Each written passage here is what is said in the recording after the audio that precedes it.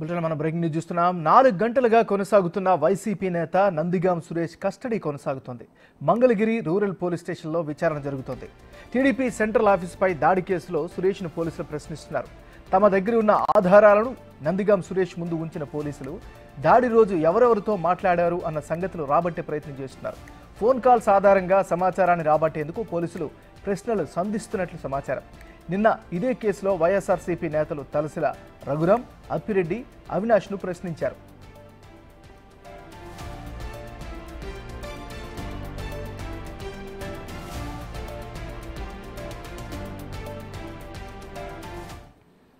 బులెటిన్లో మనం breaking news చూస్తున్నాం. 4 గంటలుగా కొనసాగుతున్న వైసీపీ నేత నందిగాం సురేష్ కస్టడీ కొనసాగుతోంది. మంగళగిరి రూరల్ పోలీస్ స్టేషన్లో విచారణ జరుగుతోంది. టీడీపీ సెంట్రల్ ఆఫీసుపై దాడి కేసులో సురేష్ను పోలీసులు ప్రశ్నిస్తున్నారు. తమ దగ్గరున్న ఆధారాలను నందిగాం సురేష్ ముందు ఉంచిన పోలీసులు దాడి రోజు ఎవరెవరితో మాట్లాడారు అన్న సంగతులు రాబట్టే ప్రయత్నం చేస్తున్నారు. ఫోన్ కాల్స్ ఆధారంగా సమాచారాన్ని రాబట్టేందుకు పోలీసులు ప్రశ్నలు సంధిస్తున్నట్లు సమాచారం. నిన్న ఇదే కేసులో వైఎస్ఆర్సీపీ నేతలు తలసిల రఘురాం, అప్పిరెడ్డి, అవినాష్ను ప్రశ్నించారు. ఇక ఇదే అంశానికి సంబంధించి మరింత తాజా సమాచారాన్ని మా రిపోర్టర్ సాయి శంకర్ అందిస్తారు. సాయి, ఎంఎన్ఆర్ ప్రధానంగా నందిగాం సురేష్ని ఈరోజు కస్టడీకి మంగళగిరి రూరల్ పోలీసులు తీసుకోవడం రావడం జరిగింది. ప్రధానంగా ప్రస్తుతం అయితే మంగళగిరి రూరల్ పోలీస్ స్టేషన్లో నందిగాం సురేష్కి సంబంధించి కస్టడీ విచారణ అయితే కొనసాగుతుంది. టీడీపీ కేంద్ర కార్యాలయం పైన జరిగినటువంటి దాడి అంశంలో నందిగాం సురేష్కి సంబంధించినటువంటి అనేక ఆధారాలను కూడా మంగళగిరి రూరల్ పోలీసులు అయితే సేకరించారు. వాటన్నిటిని కూడా ఆ రోజు జరిగినటువంటి పరిణామాలతో పాటు కొన్ని సీసీటీవీలను కూడా వాళ్ళైతే తమ దగ్గర ఉంచుకోవడం జరిగింది. దాంతోపాటు కేంద్ర కార్యాలయంలో దాడి జరిగినటువంటి సమయంలో ఉన్నటువంటి ఫోన్ సిగ్నల్స్ ఆధారంగా కూడా కొంతమందిని అయితే గుర్తించినటువంటి పరిస్థితి ఉంది. వీటన్ని ఆధారాలుగానే నందిగాం సురేష్ను అరెస్ట్ చేయడం జరిగింది. ఈ కేసుకు సంబంధించి రిమాండ్ కూడా పెట్టడం జరిగింది. ఈ నేపథ్యంలో కస్టడీకి తీసుకొని ప్రస్తుతం విచారణ అయితే కొనసాగుతున్నటువంటి పరిస్థితి ఉంది. నిన్న ఇదే కేసుకు సంబంధించి వైఎస్ఆర్సీపీ నేతలైనటువంటి అప్పిరెడ్డి, తలసీల రఘురాం, అదేవిధంగా దేవినేని అవినాష్తో పాటు న్యాయవాది అయినటువంటి గవాస్కర్ను కూడా విచారణ ఇచ్చారు. వాళ్ళు ఇచ్చినటువంటి సమాధానాల ఆధారంగా కూడా ఈరోజు నందిగాం సురేష్ను కూడా విచారిస్తున్నటువంటి పరిస్థితి ఉంది. అయితే ప్రధానంగా నందిగాం సురేష్కి సంబంధించి ఈ కేసులో కీలకంగా ఉన్నారు. ఎందుకంటే కేంద్ర కార్యాలయానికి సంబంధించినటువంటి దాడి అంశంలో ప్రధానంగా అప్పిరెడ్డికి సంబంధించినటువంటి ఎక్కువ మంది అనుచరులు ఉండటంతో పాటు నందిగాం సురేష్ కూడా అంటే కార్యకర్తలను మొబిలైజ్ చేయడంలో కీలక పాత్ర వహించారనే విధంగా కూడా ప్రాథమికంగా అనేక ఆధారాలను కూడా పోలీసులు అయితే సేకరించినటువంటి సిచ్యువేషన్ ఉంది. వాటన్ని ఆధారంగా కూడా ఈరోజు అయితే ఆయన్ని ప్రశ్నిస్తున్నారు.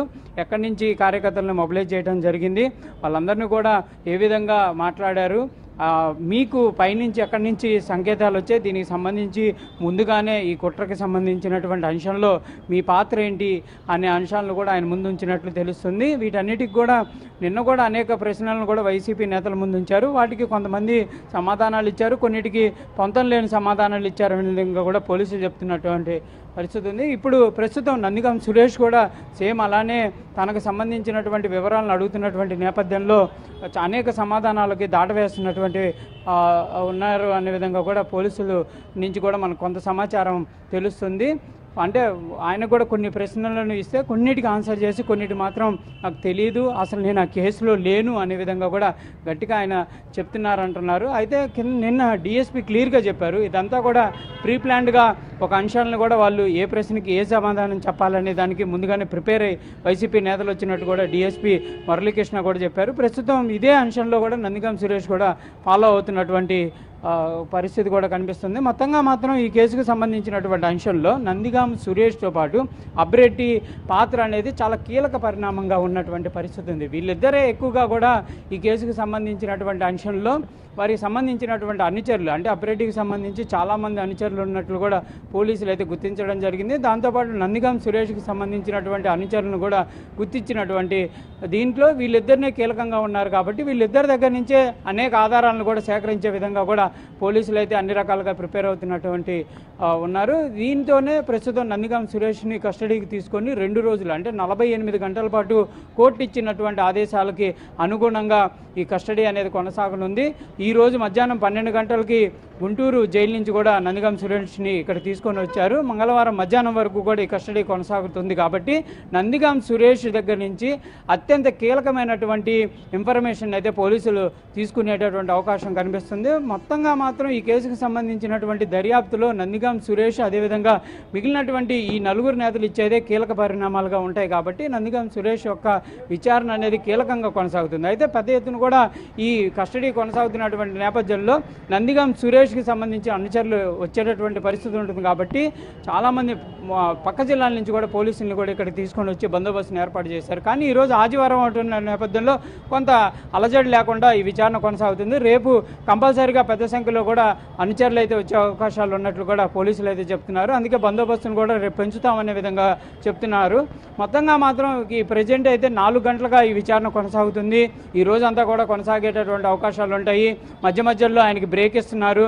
విరామం ఇచ్చిన తర్వాత ఆయన ఏదైనా స్నాక్స్ తీసుకోవడం కానీ లేకపోతే కొంతసేపు రిలాక్స్ అయ్యేటటువంటి సమయాన్ని కూడా ఇస్తున్నట్లు కూడా తెలుస్తుంది. ఈ విచారణ అనేది నైట్ కూడా కొనసాగిస్తారా లేకపోతే నైట్ అంతా కూడా ఆయనకి విశ్రాంతినిచ్చి ఉదయం నుంచి మళ్ళీ ప్రారంభిస్తారా కూడా తెలియాల్సినటువంటి పరిస్థితి ఉంది. మొత్తంగా మాత్రం ఈ 48 గంటల్లో కీలకమైనటువంటి ఆధారాలన్నీ కూడా సేకరించాలనే విధంగా కూడా పోలీసులు అయితే నిర్ణయం తీసుకున్నారు. అందుకే కస్టడీకి తీసుకున్నటువంటి ఇదిగా ఉంది కాబట్టి మరి ఏ మేరకు నందిగం సురేష్ పోలీసులకు సంబంధించినటువంటి అంశాలు ఆధారాలు ఇస్తారు, ఏ విధంగా సహకరిస్తారో చూడాలి ఏమన్నారు. Thank you Sai.